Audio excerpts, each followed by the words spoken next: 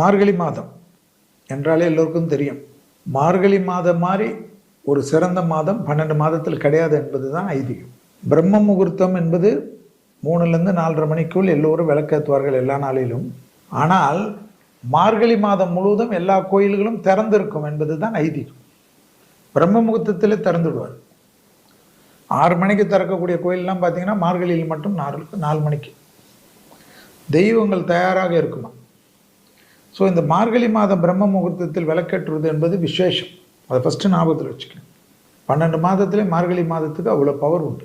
பழைய புக்குகள்லாம் எழுதியிருக்கும். மார்கழி மாதம் என்பது 16/12/2025 முதல் 14/1/2026 வரை.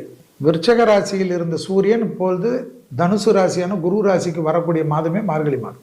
இந்த மார்கழி மாதத்தில் 16/12/2025 முதல் 14/1/2026 வரை ஆங்கில புத்தாண்டு பிறந்து